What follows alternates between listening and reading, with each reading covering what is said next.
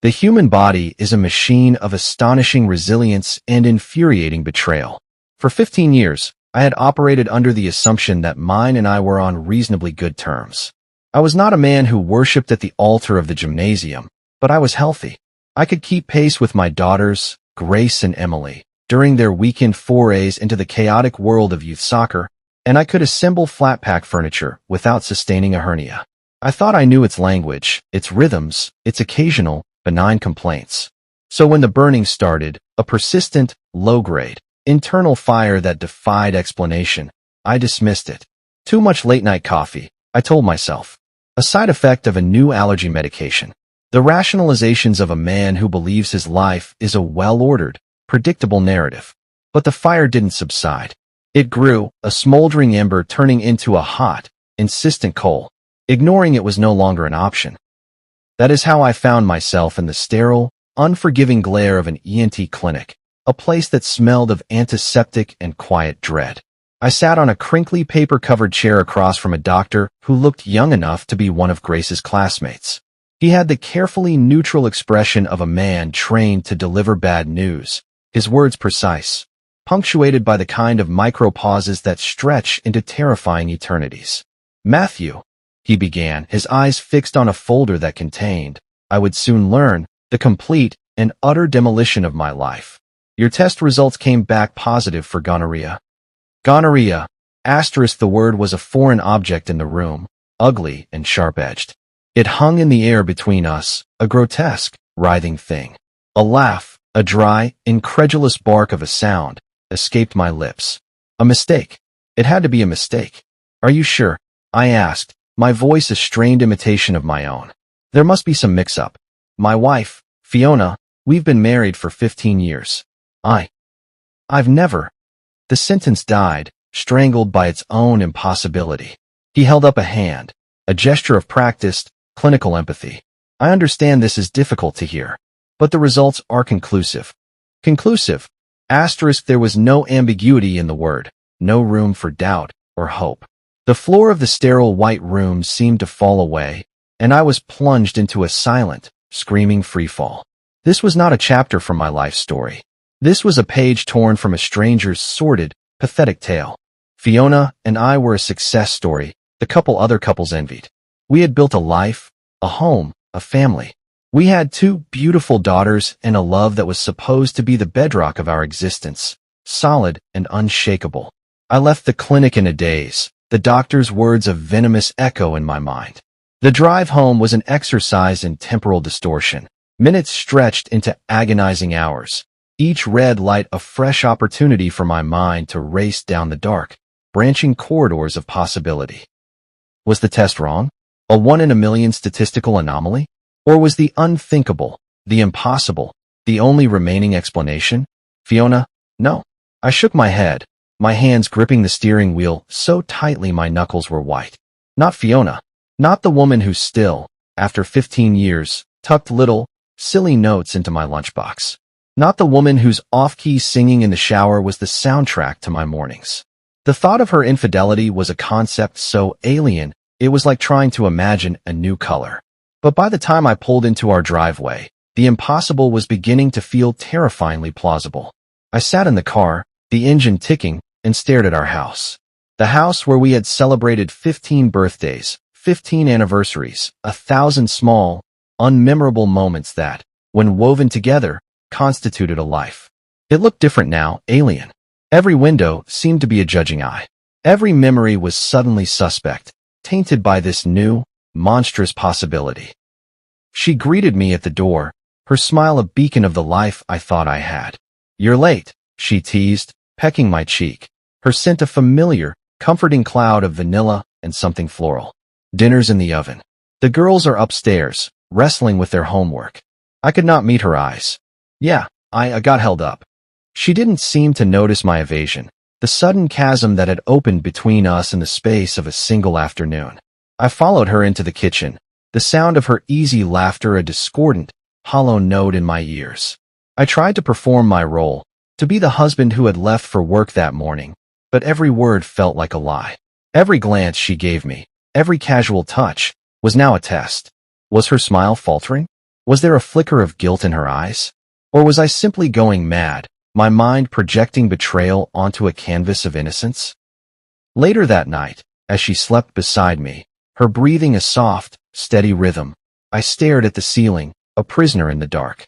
The doctor's words, the conclusive results, the undeniable, scientific fact that had been inserted into the fiction of my life. I did not know what to believe. Everything I had held as a foundational truth, our love, our trust, our future, now felt like sand, slipping through my desperate, grasping fingers. A new voice, a cold, insidious whisper, began to speak in the quiet corners of my mind. What if Fiona isn't the woman you think she is? I turned my head on the pillow and looked at her, her face serene in the moonlight filtering through the window. 15 years. 15 years of shared dreams, of unwavering trust, of a life built brick by loving brick. Could all of it have been a lie? The seed of doubt had been planted, and I knew, with a certainty that was as cold and hard as the diagnosis itself, that it would not be ignored. It would grow, and its roots would tear my world apart. Doubt is a patient, meticulous poison. Once it enters the bloodstream, it travels silently, systematically, to every part of the body, transforming the familiar into the suspect, the trusted into the unknown. The diagnosis from the clinic had been the syringe, injecting a lethal dose of suspicion directly into the heart of my marriage. Every smile from Fiona, every casual, affectionate touch, was now a data point to be analyzed, a clue in a mystery I was terrified to solve. My first instinct was to confront her, to hurl the ugly, clinical word, *gonorrhea*, at her and watch it shatter the placid surface of our life. But I couldn't. Not yet. I needed more than a lab result. I needed the truth, in all its brutal, unvarnished detail. But how does one launch an investigation into the person who shares your bed, your home, your children? For a few days, I tried to convince myself I was paranoid. A lab error. A statistical fluke. A bizarre, blameless biological event. But the unease was a physical presence, a cold, heavy stone in the pit of my stomach. I became a spy in my own home, a stranger watching a woman I thought I knew. I would watch her in the kitchen, humming as she made pancakes, and I would find myself scrutinizing the curve of her smile. Was it genuine? Or was it the practiced, easy smile of a brilliant performer? Was I losing my mind? The obsession began to coalesce around her phone. It had always been a constant companion, a quirk I'd attributed to her need to stay connected.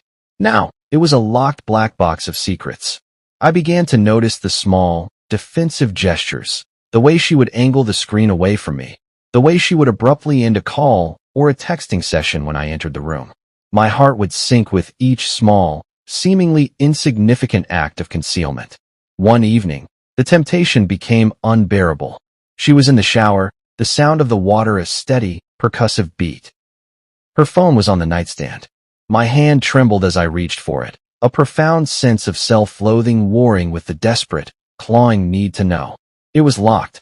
A simple, 4-digit passcode that was now a more formidable barrier than a brick wall. Another secret.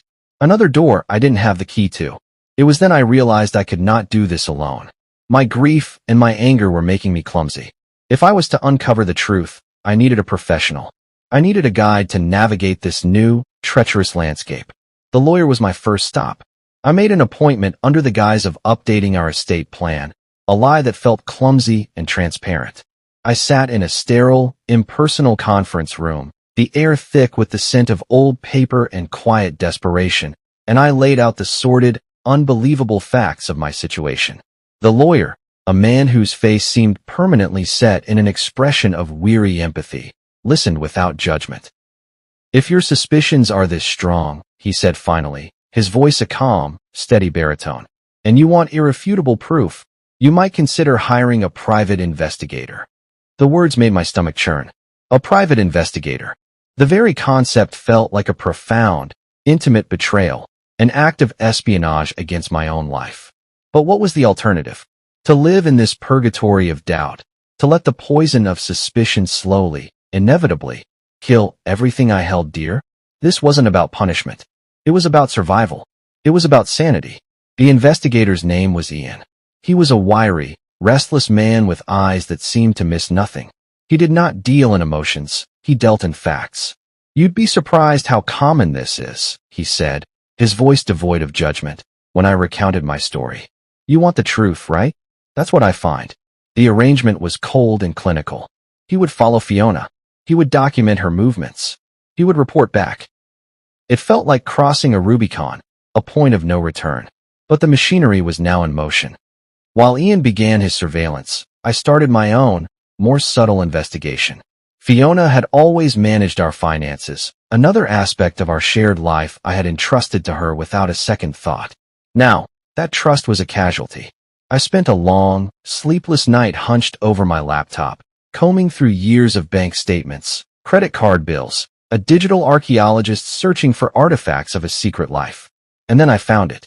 A separate bank account, one I had never known existed. It was not a joint account. It was in her name alone. The transaction history was a revelation. Regular, significant cash deposits, and a series of withdrawals and charges that painted a picture of a life I was not a part of. Dinners at expensive, romantic restaurants I had never been to. Purchases from high-end boutiques. Charges for spa treatments and weekend getaways at boutique hotels. This was not the meticulous, budget-conscious woman I knew. This was a stranger, living a parallel life funded by a secret source of income. The pieces were beginning to click into place, forming a picture of such profound, intricate deceit that it was almost breathtaking. When Ian called a few days later, my heart hammered against my ribs. "You were right to call me," he said, his voice flat, professional. "There's something you need to see." I did not want to see it. Every fiber of my being screamed at me to hang up the phone, to retreat into the comfortable, ignorant bliss I had inhabited just a week ago. But I couldn't. The path I was on led in only one direction. Forward, into the heart of the truth, no matter how ugly, no matter how devastating. The truth was coming, and I could not outrun it. The call from Ian was the sound of the axe striking the root. "I have what you're looking for," he'd said, his voice a flat, unemotional instrument of devastation. He was a purveyor of ugly truths, a professional merchant of heartbreak, and my order, it seemed, was ready for collection. We met in a soulless, anonymous coffee shop on the other side of town, a neutral territory for the transaction of life-altering information. He walked in, a nondescript man carrying a plain manila folder that felt as heavy and dangerous as a briefcase bomb. He slid it across the table. My hand trembled as I reached for it, the small metal clasp a final, flimsy barrier between the man I was and the man I was about to become. The first photograph was of Fiona. My Fiona. She was seated at a small, intimate restaurant table, bathed in the warm, conspiratorial glow of candlelight. She was leaning forward, her face alight with a radiant, effervescent smile. It was a smile I knew, but it was also a smile I didn't. This was not the gentle, loving smile she gave to me, nor the playful, maternal one she reserved for our daughters. This was a smile of flirtation, of seduction, of a shared, secret pleasure. The man she was smiling at was a stranger, his face a blur of handsome, generic features. "That was Monday," Ian said, his voice a low, clinical narration. "He's the first one. The first one, asterisk." I flipped through the photos, each image a fresh, visceral stab. Fiona, laughing as she walked out of a boutique hotel with a different man on Tuesday. Fiona, holding hands with a third man in a park on Thursday, her head resting on his shoulder. Different faces, different locations, the same intimate, damning chemistry. It was a portfolio of betrayal, a week-long chronicle of her secret life. The final pages of the folder contained the digital evidence. Text messages, emails, a transcript of a life lived in the shadows. Ian, it seemed, was a magician of the dark arts of data retrieval. I didn't want to know how he had obtained them. I skimmed the words, my vision blurring, my heart sinking with each explicit, loving, treacherous line she had written to these men. But it was a single email that finally, irrevocably, broke me. It was addressed to her boss, a man I now recognized as one of the faces from the photographs. It was a long, articulate, and chillingly rational outline of her future plans. She wrote of her intention to leave me, but not yet. She would wait, she explained, until Grace and Emily had graduated, until the financial timing was right. She described our marriage, our life, our family, as a convenience. A facade she maintained for the sake of appearances. I'll leave him when the time is right. Asterisk, she wrote. Asterisk, for now he's just there. Asterisk, just there. Asterisk, 15 years of my life, of my love, of my unwavering loyalty, reduced to 2 dismissive, soul-crushing words. I was not her partner. I was not the man she had built a life with. I was a placeholder, a piece of furniture, a convenient, useful object. My hands clenched the folder, the cardboard groaning under the pressure. Ian cleared his throat, a small, awkward sound. There's more. He produced a small, digital voice recorder. He pressed play. Fiona's voice filled the air, light and musical, punctuated by laughter. A man's voice, deep and unfamiliar, murmured something I couldn't make out. He has no idea, Fiona said, her tone a perfect cocktail of amusement and contempt. It's almost sad. I can't wait to finally be free of him. The laughter that followed was a sound I had never heard before. It was cruel. It was mocking. It was the laughter of a stranger who was wearing my wife's face. I left the coffee shop in a fugue state, the manila folder tucked under my arm like a cancerous growth. The walk to my car felt like a journey across a foreign planet. By the time I was behind the wheel, the numbness gave way to a rage so pure and so absolute, it was almost silent. I slammed my fists against the steering wheel, again and again, the blare of the horn a pathetic, inadequate expression of the screaming in my soul. How could she? How could this woman, this architect of my life, this mother of my children, be capable of such profound, intricate, and monstrous deceit?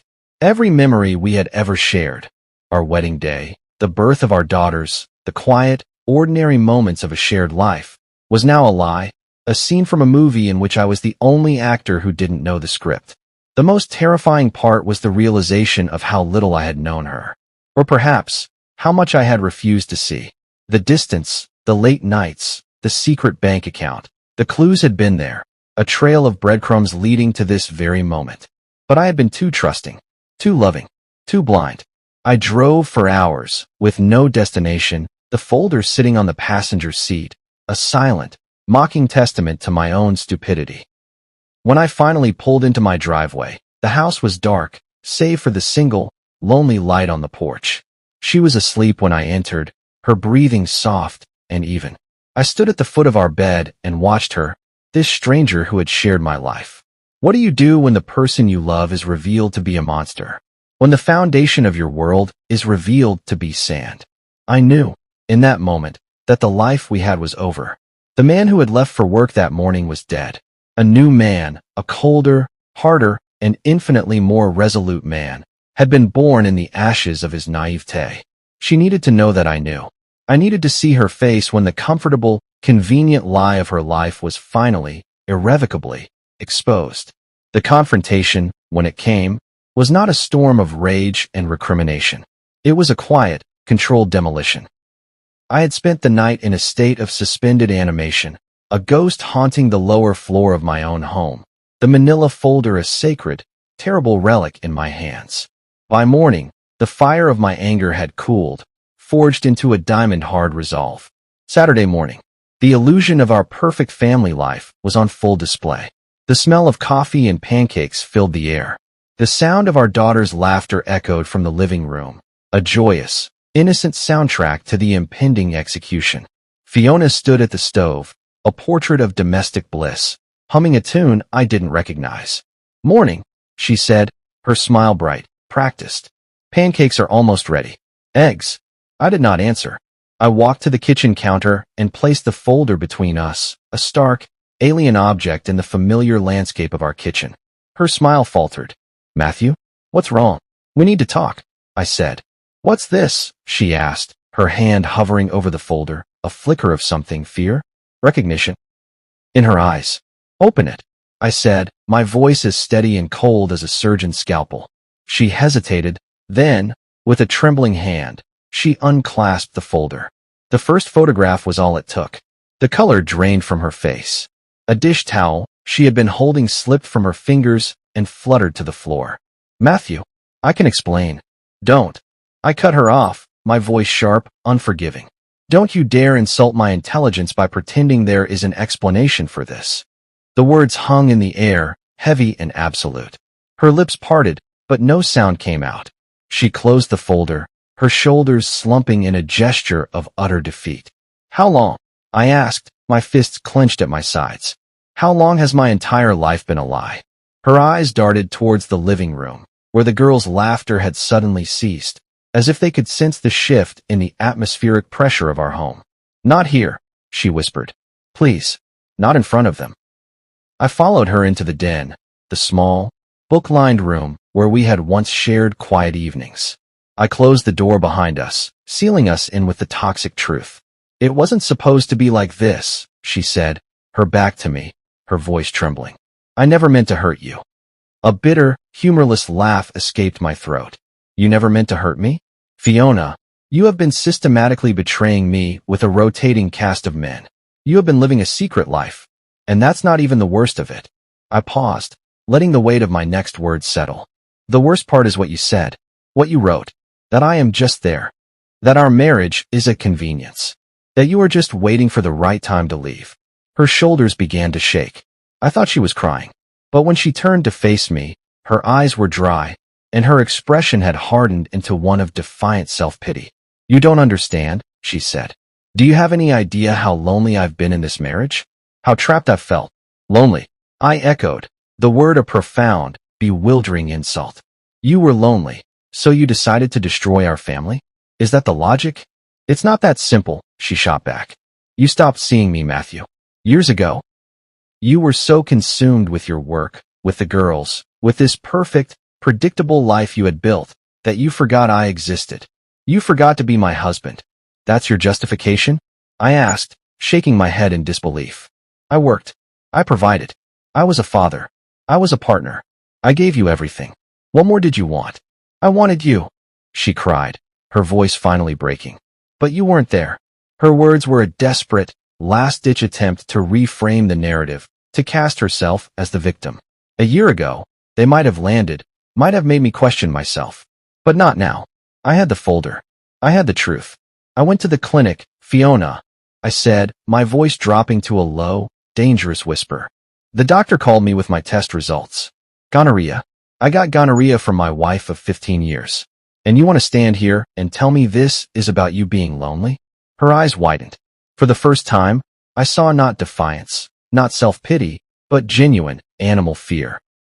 I didn't know, she stammered. I swear, Matthew, I didn't know. You didn't know? I took a step closer, my own control beginning to fray. You have been sleeping with God knows how many men, without protection, and you didn't think to consider the consequences? You didn't just risk my health, Fiona. You risked everything. For what? For cheap thrills? For a momentary escape from a life you found too boring. She broke then, sinking onto the sofa, her face in her hands, her body racked with sobs. I'm sorry, she wept. Oh God, Matthew, I'm so sorry. Her apology was the desperate sound of a cornered animal. It meant nothing. The trust, the love, the 15 years of a shared life, it had all been a lie. And the woman sobbing on my couch was a stranger. It's over, I said, the words cold, hard, and absolute. I've already spoken to a lawyer. The divorce papers are being drawn up. You need to move out. Her head snapped up, her tear-streaked face a mask of panicked disbelief. No, Matthew, please. Think about the girls. I am thinking about them, I said. And they deserve better than this. They deserve better than you. I turned and walked out of the room, leaving her to drown in the wreckage she had created. It was the hardest, most painful thing I had ever done. But as I closed the door on our marriage, I felt not grief, but a profound, cleansing sense of release. The lie was over, and a new, terrifying, but honest chapter of my life was about to begin. The house in the aftermath of Fiona's departure was a landscape of profound and unsettling silence. It was not just the absence of her physical presence, but the void left by the demolition of our shared reality. The children, Grace and Emily, were the unwitting inhabitants of this new, fractured world. I told them a carefully edited version of the truth, that their mother was staying somewhere else for a while, a flimsy bandage on a gaping wound. Their questions, unspoken but present in their wide, worried eyes, haunted the quiet corners of our home. The days became a blur of relentless, forward motion. I threw myself into the mechanics of single fatherhood, a frantic, desperate attempt to outrun the grief that was always at my heels.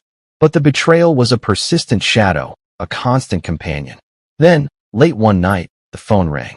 An unknown number. A cold premonition snaked its way up my spine. Mr. Carter? The voice was calm, professional, the kind of voice that is a harbinger of terrible news.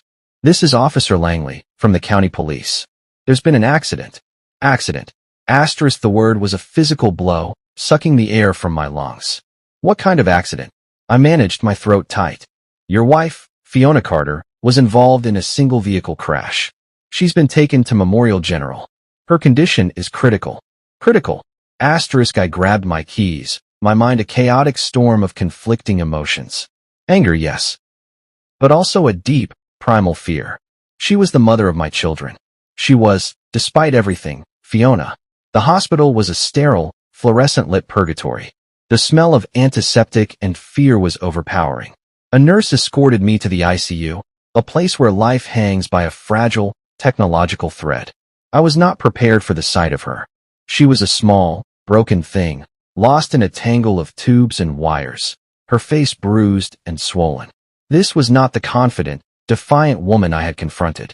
This was a stranger, rendered helpless and fragile by a cruel twist of fate.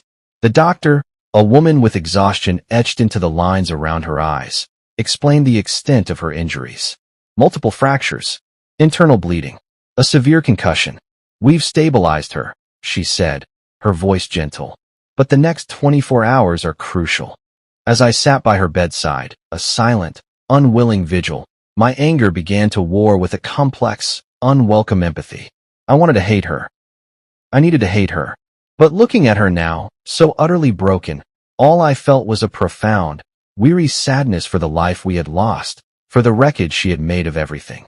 A nurse entered the room, her expression carefully neutral. Mr. Carter, there's something else. During her intake, we ran a standard blood panel. The preliminary results indicate that your wife may be HIV positive. The words were dropped into the quiet room like stones into a still pond, the ripples spreading out, distorting everything. HIV positive. The room seemed to tilt, the steady beep of the heart monitor a frantic, mocking rhythm. Are you sure? I asked, my voice a strangled whisper. It's a preliminary result, she said, her voice laced with practiced compassion. We'll need to run confirmatory tests. I left the hospital and walked into the pre-dawn chill, the news a fresh, horrific layer on an already unbearable reality. This was no longer just about betrayal. It was about a recklessness so profound, so staggeringly selfish, that it defied comprehension. She had not just risked my health. She had played Russian roulette with her own life, and in doing so, with the future of our children. The next morning, I returned to the hospital. In my hand was a manila envelope. Inside were the divorce papers. She was awake, her eyes fluttering open as I entered. A flicker of something, hope, relief, crossed her features. Matthew, she rasped, her voice weak. You came. I sat down and placed the envelope on the bedside table. I came because this needs to be done, I said, my voice devoid of emotion. It's time to end this. Her face crumpled, tears welling in her eyes. Please, she whispered. Not now? Not like this. Fiona, I said, leaning forward. This isn't about punishment. This is about closure. For me, for the girls, and for you. We need to move on. She sobbed, a quiet, broken sound. But there was no fight left in her. I'm sorry, she whispered, the words a familiar, useless refrain. For everything. I know, I said, my voice softening despite myself. But sorry doesn't fix what's broken. I left the hospital that day feeling not lighter, but emptier. The road ahead was no longer just about navigating a divorce. It was about navigating a tragedy, a complex web of betrayal, illness, and grief. My life, and the lives of my daughters, had been irrevocably, unimaginably, altered. The decision to file for sole custody of Grace and Emily was the most brutal and necessary act of my life. It was not an act of vengeance, but of preservation. The woman lying in that hospital bed, a woman now facing not just the consequences of her infidelity, but a devastating health crisis, was not capable of providing the stability our daughters so desperately needed. The life I had known was a casualty of her choices, but I would be damned if my children's future would be as well. The legal battle was a grotesque, public dissection of our private failure. Fiona's lawyer, a slick, predatory man, attempted to paint a portrait of a lonely, neglected wife who had made a series of unfortunate mistakes. He argued for joint custody, for a return to a semblance of the family unit she herself had detonated. My lawyer, Elaine, countered with the cold, hard, and undeniable truth. The folder of evidence, once a source of my private torment, was now my greatest weapon. The photographs, the emails, the chilling transcript of her disdain for me. It was all laid bare in the sterile, unforgiving light of the courtroom. And then there was the final, terrible piece of the puzzle. The confirmation of her HIV diagnosis, a testament to a level of recklessness that left the judge visibly shaken. When the gavel fell, granting me full legal and physical custody, the feeling was not one of triumph. It was a profound, hollow relief, the feeling of a survivor who has just been pulled from the wreckage, grateful to be alive, but forever haunted by the crash. Breaking the news to the girls was like navigating a minefield of fragile emotions. I sat them down at our dining room table, the same table where we had once shared 1,000 happy, ordinary meals, and I told them a curated, age-appropriate version of the truth. Mommy is going to need a lot of time to get better, I explained, my voice steady despite the tremor in my heart. So, for now, she's going to live in her own place, and you girls are going to live here with me. Grace, my perceptive, old-souled daughter, absorbed the news with a quiet, stoic sadness. Will we still see her? She asked, her voice small. Of course, I promised. Whenever you want. Emily, my sweet, sensitive Emily, simply burst into tears, her small body racked with a grief she couldn't possibly understand. Grace wrapped her arms around her little sister, a fierce, protective gesture that both broke my heart and filled me with a profound, aching pride. Fiona eventually moved into a small, sterile apartment, her new life funded by a court-mandated settlement from our shared assets. The girls' visits with her were strained, awkward affairs. They would return home quiet and subdued, their young minds struggling to reconcile the vibrant, capable mother they had once known with the frail, sad woman she had become. My own life became a relentless, exhausting marathon of single fatherhood. The mornings were a chaotic ballet of breakfast, backpacks, and lost shoes. The afternoons were a frantic juggle of work deadlines and soccer practices.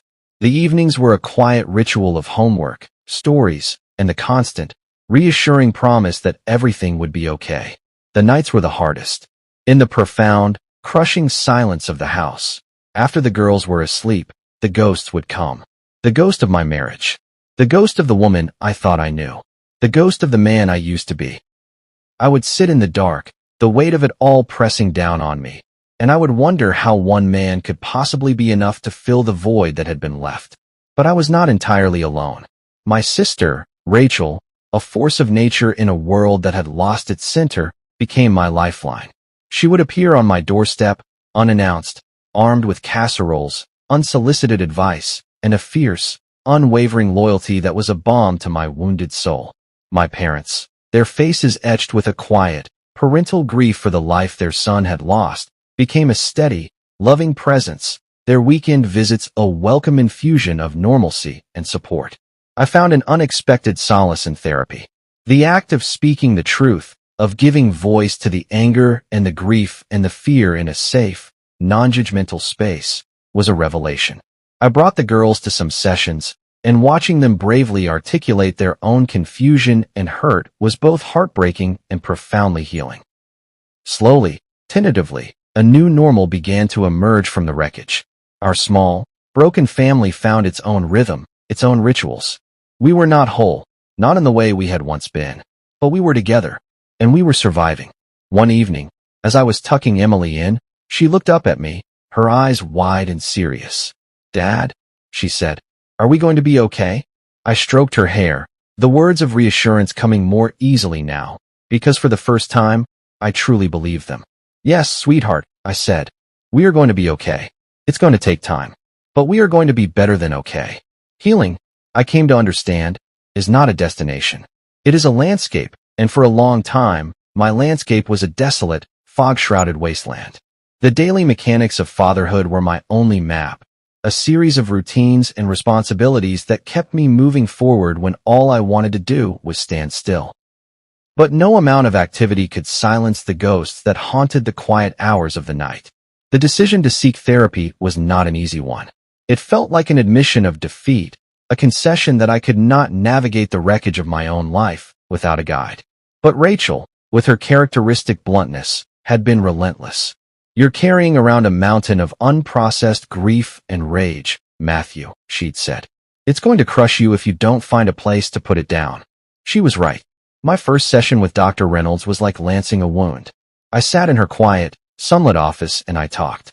I talked about Fiona, about the betrayal, about the diagnosis, about the profound, disorienting loss of the future I thought I had. I talked about my own perceived failures, the nagging, insidious voice that whispered I should have seen it coming, that I had somehow been complicit in my own destruction. Her actions were her own. "Matthew, Dr. Reynolds said, her voice a calm, steady anchor in my storm. "You are responsible for your healing, not for her choices." Hearing those words, spoken with such quiet authority, was the beginning of a profound internal shift. I had been carrying the weight of her betrayal as if it were my own. Therapy gave me permission to set it down. The girls joined me for some sessions, their small voices lending a heartbreaking clarity to the chaos. Grace, my little stoic, spoke of her need to be the strong one, her fear that if she fell apart, everything would. Emily, my tender heart, spoke of her confusion, her anger at her mother, and her deep, aching sadness for the family she had lost. "Why did she have to break it, Dad?" Emily asked once, her question a perfect, simple summation of the senselessness of it all. "I don't know, sweetheart," I answered, the honesty of that admission a painful but necessary truth. Sometimes, people get lost, and they make choices that hurt everyone around them. Slowly, together, we began to chart a new map. Our family game nights became a sacred ritual, a weekly reclamation of joy in a house that had been silent for too long. The sound of their laughter, free and unburdened, was the most beautiful music I had ever heard. I, a man whose culinary skills had previously been limited to toast, began to learn to cook, with Grace and Emily as my demanding, giggling sous chefs. Our lopsided pancakes and occasionally burnt spaghetti became a running joke, a testament to our imperfect but resilient new life. My faith, which had been a quiet, background hum in my life, became a more conscious and present source of strength. The community at our church wrapped its arms around us, offering not pity, but a quiet, steady support. The girls found a sense of belonging in their youth groups, a space where they could be kids, away from the complexities of their home life. And for me, the quiet moments of prayer were a way to find a sense of perspective, to anchor myself in something larger than my own pain. My friends, my family, they formed a bulwark against the loneliness. Rachel, my fierce, loyal sister, would drag me out for coffee, refusing to let me retreat into the comfortable shell of my grief. "You are still a person, Matthew," she would insist. "Not just a dad. You are allowed to live." At first, the idea of living felt like a betrayal of my own tragedy. But as the months turned into a year, I began to realize she was right. Healing was not about forgetting. It was about integrating the past into a new, more resilient present. One evening, as I was putting Emily to bed, she asked me the question that had become a quiet refrain in our lives. "Are you happy, Dad?" I paused, and for the first time, I didn't have to search for the answer. "I'm getting there, sweetie," I said. "I really am." And I was. The landscape of my grief was still there, but the fog was beginning to lift. And in the distance, I could see the first, tentative signs of a new horizon. Grace and Rachel, my daughter and my sister, formed an unlikely but formidable alliance, a two-person special operations team with a single, unwavering mission: Operation Get Dad a Life. Their methods were a blend of Grace's earnest, heartfelt appeals and Rachel's signature brand of loving, exasperated bullying. "Dad," Grace began one Sunday after church, her expression one of carefully rehearsed nonchalance. "There's someone I think you should meet." I eyed her suspiciously, then glanced over her shoulder at Rachel, who was failing miserably at pretending to be absorbed in a church bulletin. And let me guess, I said, this someone just happens to be a friend of Aunt Rachel's? Rachel abandoned her pretense. It's time, Matthew. You've been in mourning for your own life long enough. You're a good man, a great father, and a moderately acceptable brother. You deserve to be happy. I haven't been moping, I protested, though the words sounded weak even to my own ears. My life had become a closed, self-sustaining loop. The girls, work, home. The thought of re-entering the world of dating was not just terrifying, it was profoundly exhausting. But Grace's next words disarmed me. We just want you to be happy, Dad, she said, her voice soft, her sincerity a gut punch. You deserve it. And so, I found myself being dragged towards the bustling post-service coffee hour, a lamb to a slaughter of awkward social introductions. That's when I saw her. She was standing across the room, talking to my sister. She had warm, auburn hair pulled back in a loose, elegant knot, and a smile that seemed to light up her entire face. She was laughing at something Rachel had said, a genuine, unforced sound, and in that moment, I felt a flicker of something I hadn't felt in a very long time. Curiosity. Matthew, this is Rachel. No relation, my sister said with a grin that was entirely too self-satisfied. Rachel, this is my brother, the hermit. The other Rachel, it was absurd, really, looked at me, her eyes kind and flecked with green. It's lovely to meet you, Matthew. Your sister has told me a lot about you. I am so sorry, I said, shooting a glare at my own Rachel, who simply shrugged. All good things, the new Rachel added, her laugh a low, pleasant melody. We fell into an easy conversation. Small talk, mostly. But there was a depth to her, a quiet strength in her eyes that spoke of a life that had not been without its own challenges. She was a widow, she told me, raising her teenage daughter, Lila, on her own. The girls, of course, were immediately thrilled. Grace and Lila bonded over a shared, passionate love for some obscure indie band, while Emily, ever the diplomat, engaged Rachel in a very serious conversation about the merits of glitter glue in art projects. Our first few encounters were orchestrated by our respective Rachels and Graces, but soon, I found myself looking for her after the service, hoping for a few minutes of conversation. Coffee turned into the occasional lunch, which turned into long walks through the park. We spoke of our children, of our pasts, of the strange, unexpected paths our lives had taken. Do you ever feel like you're living in a story someone else wrote for you? She asked me one afternoon, as we sat on a bench watching the river flow by. Every single day, I admitted.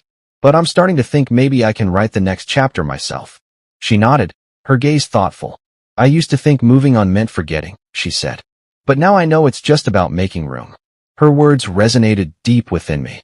She wasn't just a person who understood my pain. She was a person who made me believe that pain did not have to be the final word. The first time I invited her to our house for dinner, I was a nervous wreck. The girls, however, were thrilled, turning the kitchen into a chaotic, flour-dusted whirlwind of enthusiastic but questionable help. The evening was easy. It was filled with laughter and stories, the awkwardness I had feared never materializing. Watching Rachel interact with my daughters, her patient and genuine interest in their lives, I felt a sense of peace that had been absent for so long. After they left, Grace gave me a look that was far too perceptive for a 13-year-old. You like her, Dad? Is it that obvious? Very, she said, grinning. And it's okay. She makes you happy. That's all that matters. That night, for the first time in years, I lay in bed and thought not of the past, but of the future. The idea of happiness no longer felt like a distant, unattainable concept. It felt possible. It felt like the warm, kind smile of a woman named Rachel. Our first official date was an exercise in profound and terrifying normalcy. A quiet cafe, 2 cups of coffee, and a conversation that flowed with an ease that felt both miraculous and deeply unsettling. For the first time in what felt like a lifetime, I was not just Dad. I was not the betrayed husband. I was just Matthew. Rachel had a gift for making the world feel lighter. Her laughter was genuine, her curiosity unforced. We talked about everything and nothing. Our jobs, our children's latest dramas, the books we were reading, the music we loved. There was no pretense, no performance. It was just an honest, unburdened connection between two people who had seen enough of life to appreciate its simple, quiet moments. "So," she said, her green eyes sparkling with a gentle amusement, "was it my irresistible charm or your sister's relentless nagging that finally got you to ask me out?" I chuckled, feeling a warmth spread through my chest that had nothing to do with the coffee. "A healthy combination of both," I admitted. "I think I needed the nudge. It's been a while since I've done this." Her smile softened. "It's scary, isn't it? Putting yourself back out there." "Terrifying," I said, the honesty of the word a relief. "But this doesn't feel so bad." She reached across the table, her fingers gently touching the back of my hand. The contact was brief, but it sent a jolt of warmth through me, a current of a feeling I had long thought was dead. "That's because you're not alone in it," she said softly. For so long, I had been alone, a solitary captain navigating the stormy seas of my own grief. To have someone else in the boat, even just for a moment, felt like a profound and unexpected gift.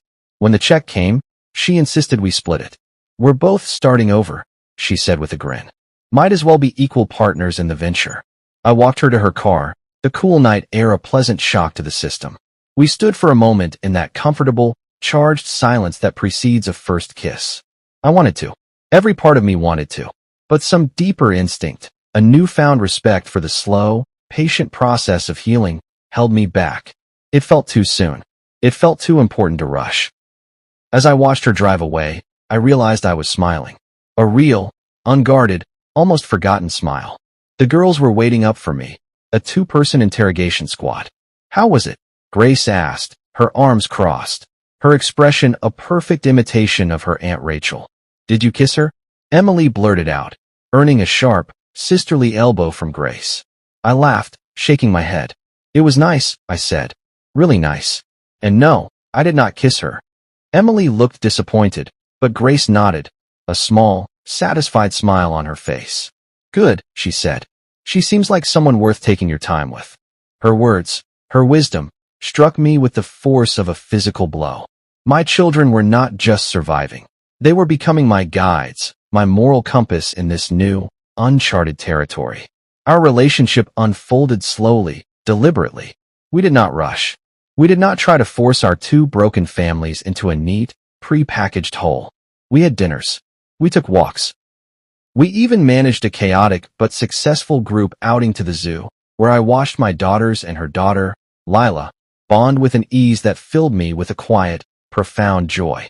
One evening, after the girls were asleep, I was scrolling through the photos on my phone. There was a candid shot from the zoo, Rachel and Lila laughing as Emily tried to explain, with great and serious detail, the emotional state of a particularly grumpy-looking lemur. I stared at the photo, at the four people who now constituted the center of my world, and I felt a sense of hope so powerful, it was almost painful. There was no playbook for this. No map for blending two families, each with its own history of loss and grief.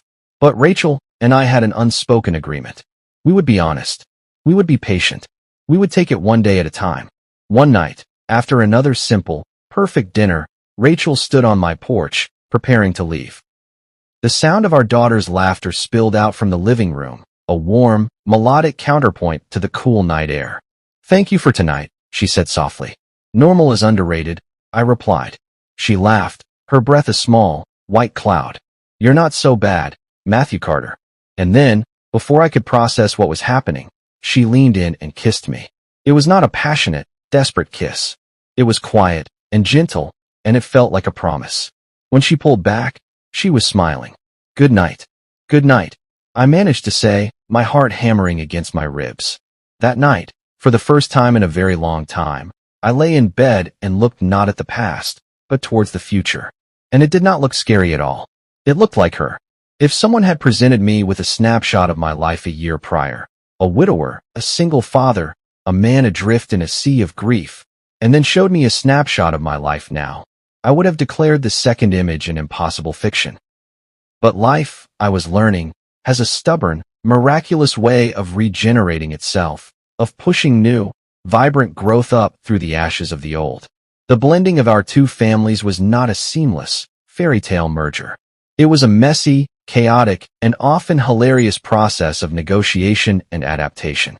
My daughters, Grace and Emily, and Rachel's daughter, Lila, formed a sisterly alliance that was equal parts loving support and high-stakes drama, usually centered around the remote control or the last slice of pizza. Rachel and I became the co-pilots of this new, noisy, and wonderfully complicated vessel. Our late-night talks, held over cups of tea after the girls were asleep, became our navigation sessions. We spoke of the challenges, of Grace's protective instincts, of Emily's occasional bouts of sadness, of Lila's teenage need for independence. "There's no instruction manual for this," Rachel said one night, her head resting on my shoulder as we sat on the sofa. "We're just going to have to write it ourselves." And so we did. Honesty became the ink with which we wrote our new story. We were open with the girls, creating a space where they could voice their fears and their frustrations without judgment. We did not rush. Rachel and Lila kept their own home, and we spent our weekends alternating between our two houses, a slow, deliberate weaving together of our separate lives. The moment I knew we had truly become a family was not a grand, cinematic event. It was a small, quiet, and profoundly ordinary one. We had taken a trip to a local lake, a last, lingering celebration of a warm autumn weekend. The girls were out on the water in a canoe, their laughter echoing across the still, glassy surface. Rachel and I sat on the dock, sharing a thermos of coffee, our shoulders touching. I watched our daughters, a chaotic, joyful trio, and I was struck by the simple, miraculous beauty of the scene. This was not a replacement for what I had lost. It was something new, something forged in the fires of grief and tempered by the patient, steady work of hope. That evening, Grace, my little barometer of our family's emotional weather, came to me as I was washing the dinner dishes. She leaned against the counter, her expression thoughtful. "Dad," she said, Do you think we're going to be a real family now? With Rachel and Lila?" I dried my hands and turned to face her, crouching down to her level. "Grace," I said, my voice thick with an emotion I couldn't quite name. "I can't promise that everything will be perfect, but I can promise that I love you and your sister more than anything. And I care about Rachel and Lila very much. I want this to work, but it will only work if we are all in it together." She nodded, a slow, serious motion. A small smile touched her lips. "I think it can work," she said. That was all I needed to hear. As the months passed, the question of our future became less of an abstract concept and more of a practical conversation.